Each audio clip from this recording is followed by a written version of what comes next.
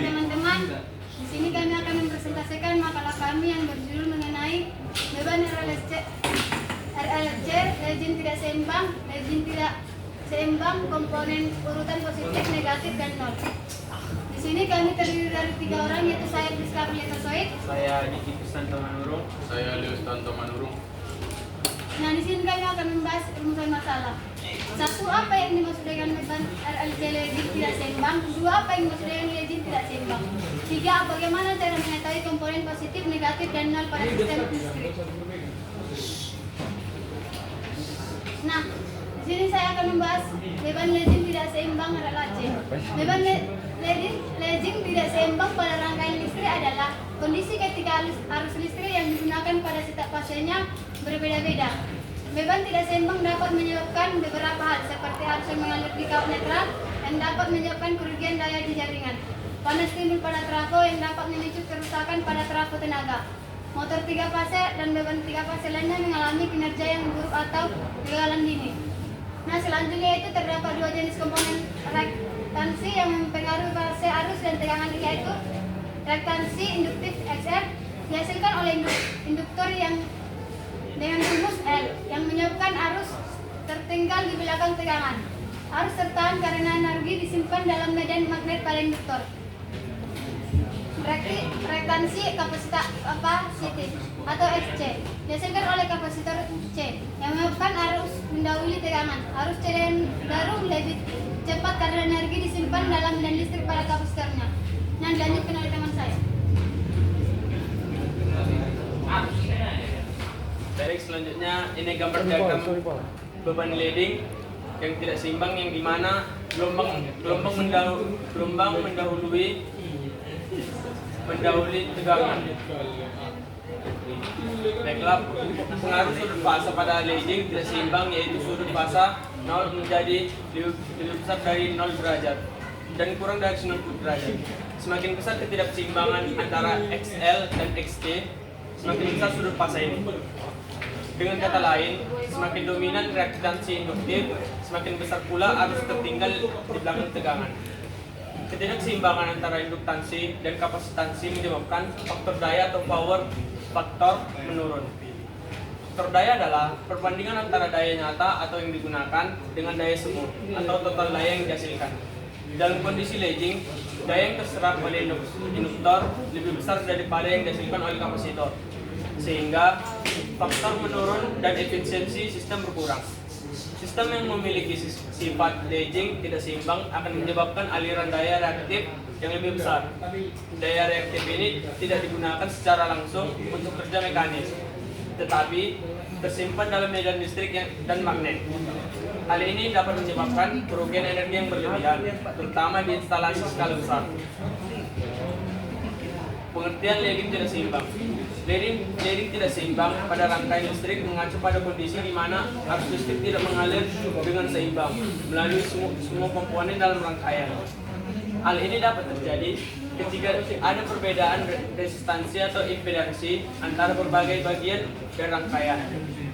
Ini menyebabkan arus mengalir lebih banyak melalui jalur dengan resistansi yang lebih rendah dan lebih sedikit melalui jalur dengan resistansi yang lebih tinggi. Kondisi ini dapat menyebabkan overhead atau kerusakan perangkat dan masalah lain dalam rangkaian. Untuk menghindari leading tidak seimbang, penting untuk merancang dan menguji rangkaian secara menyeluruh untuk memastikan bahwa arus listrik tersebut mengalir dengan seimbang melalui semua komponen leading tidak seimbang. Adalah kondisi dalam rangkaian listrik AC atau arus bolak-balik di mana arus mendahului atau leading tegangan secara tidak merata, disebabkan oleh ketidakseimbangan antara komponen reaktansi kapasitif atau kapasitor dan reaktansi induktif atau induktor. Baik, selanjutnya akan dilanjutkan oleh teman saya. Baik, selanjutnya komponen urutan positif atau positif sequence komponen. Komponen urutan positif adalah salah satu komponen simetris yang terdiri dari 3 fasor yang sama besarnya, terpisah satu sama lain dengan fasa sebesar 120 derajat dan memiliki urutan fasa yang sama seperti fasor aslinya. merupakan komponen simetris yang terdiri dari 3 pasar yang sama besarnya, terpisah 120 derajat, serta memiliki urutan yang sama seperti urutan pasar aslinya. Saat sistem tenaga dalam keadaan normal, terdapat arus dan tegangan urutan positif, sehingga impedansi sistem tenaga pada keadaan normal adalah impedansi urutan positif. Setelah itu, jika terjadi suatu gangguan, cabang yang terganggu pada sistem dapat digantikan dengan perubahan tegangan delta V sama dengan V kurang V1, dan semua sumber tegangan yang ada pada sistem dihubung singkat, sehingga akan diperoleh arus gangguan delta I yang mengalir ke dalam sistem, yaitu jika arus awal pada sistem tenaga sebelum terjadi gangguan adalah 0 atau I sama dengan 0, maka arus yang dapat mengalir pada cabang yang mengalami gangguan adalah I1 sama dengan minus delta I, sehingga didapat I1 sama dengan 1/3 atau FA tambah A BB tambah A kuadrat BC. I1 sama dengan 1/3 atau IA tambah AIB tambah A kuadrat BC, di mana A sama dengan B BC 120, di mana A sama dengan E Y 120 derajat adalah operator fasa 120 derajat. FA FBB BC adalah tegangan tiap fasa. IA IB IC adalah arus tiap fasa. Persamaan di atas merupakan persamaan komponen urutan positif arus dan tegangan pada cabang yang mengalami gangguan. Baik, selanjutnya akan disampaikan oleh teman saya.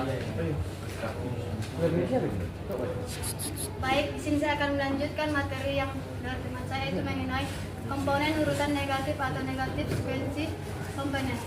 Komponen urutan negatif adalah komponen yang memiliki urutan fasa yang berlawanan dengan motor dan mewakili ketidakseimbangan dalam penyimpanan. Komponen ini tidak menghasilkan daya yang berguna, namun dapat menyebabkan kerugian dan kenaikan suhu pada mesin listrik. Berikut beberapa hal yang berkaitan dengan komponen urutan negatif. Komponen urutan negatif dapat dihasilkan oleh arus yang tidak seimbang.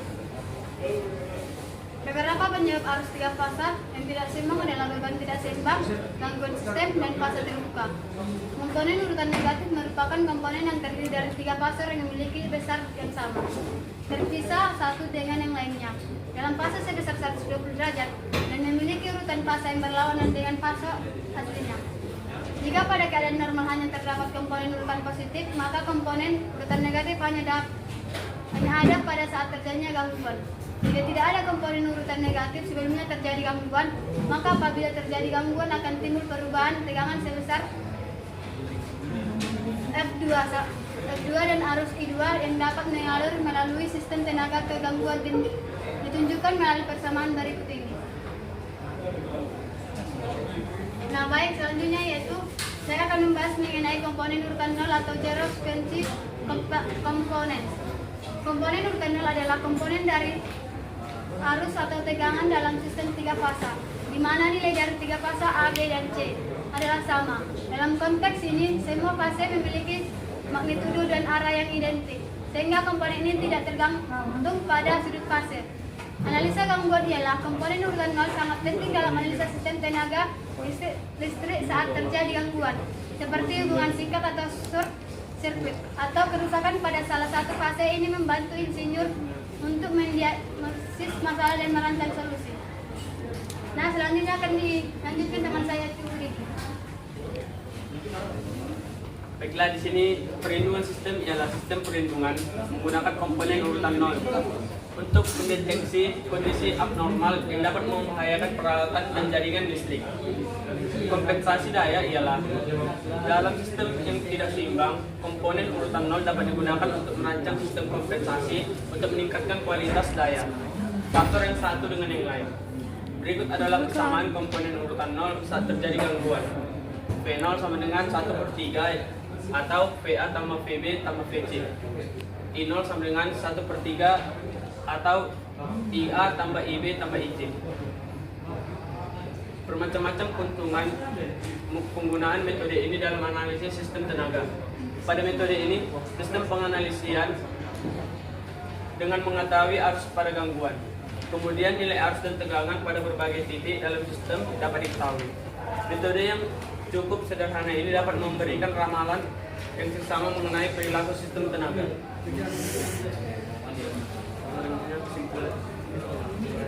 Nah, kami sudah sampai pada kesimpulan.